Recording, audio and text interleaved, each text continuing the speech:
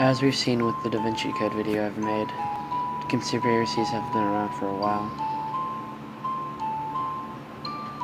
Backmasking is the process of putting a message or a sound bit into a music note that is meant to be played forwards.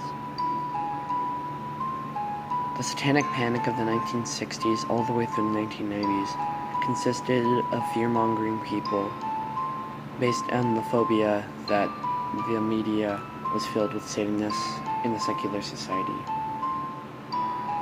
Some of the fear spread was such things as certain things in the media being depicted or being seen as something completely different than what it truly was meant to be.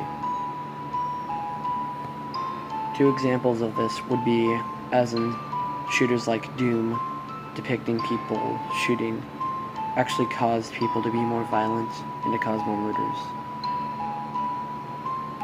As for films, many people turn to Yoda from the Star Wars franchise as being part of the six-fingered, six-legged, and six-tailed beast, with 3 toes on each foot and 3 fingers on each hand.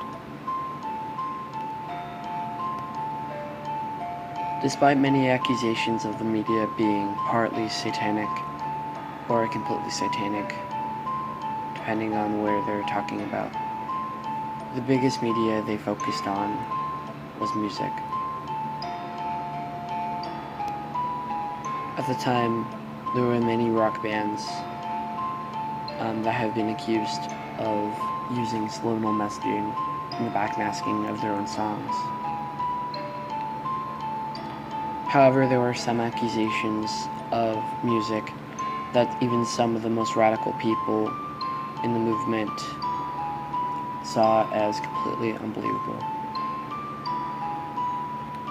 One of the accusations of this sort was put on the Poke rap from the original Pokemon anime series in the 1990s.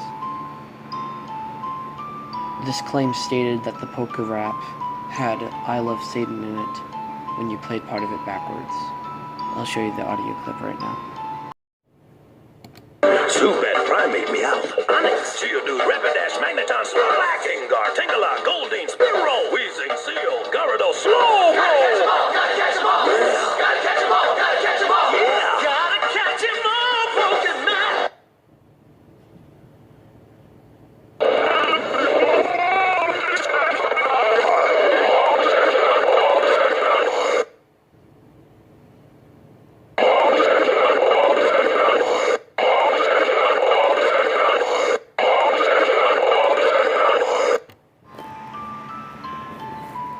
If it wasn't made obvious enough, the reason many people negated this and avoided this and did not believe in it was the fact that many people saw it as too obscure and looking too far deep into anything.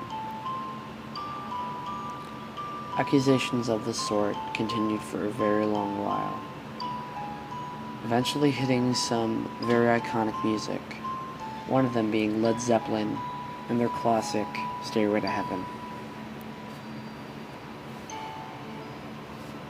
Many people actually believe this accusation, and from listening to the audio, I could see why it would go either way.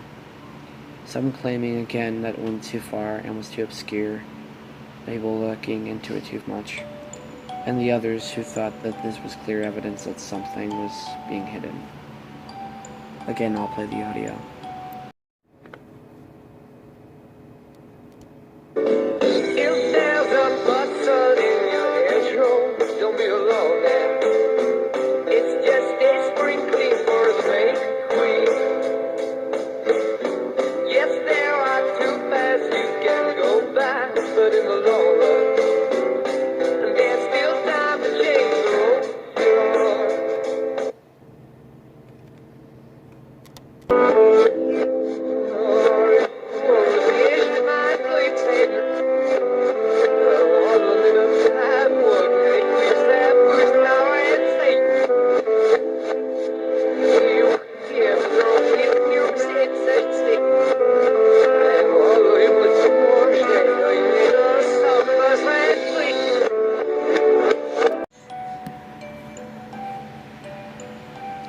When this song was heard, many were shocked and many more were confused. Nobody knew whether or not it was truly meant to be. Over time, there are actually people who did backmasks in their singles and music tracks to actually try to talk to those who were listening for subliminal messages. The example I'll be showing for this will be Petra in their single Judas Kiss, and where they use a backmask to actually tell us something.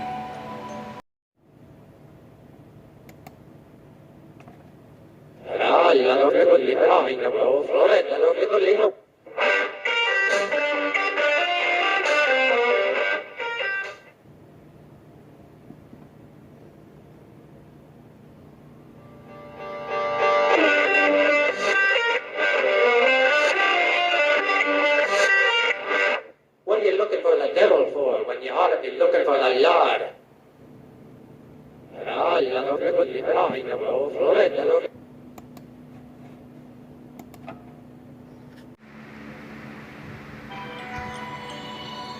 During the 2000s, however, most backmasking started to go into obscurity for whatever reason. It still existed, sure, but not many people really tried it. It was a product of the times. Though backmasking was popular for a while, it continued on for a bit, but eventually lost traction. It just eventually became a product of what it was eventually made to do. Lost popularity, and barely anybody really looked for it anymore. The backmask craze came and gone. And that's how time works. Trends fade, they go, we can't control it. This has been my video on backmasking, guys. I'm sure it will exist even more, and more people will do it, but it's not as popular as it ever will be. Thank you all for listening. Sleep dreams. Good night, everyone. Stay red.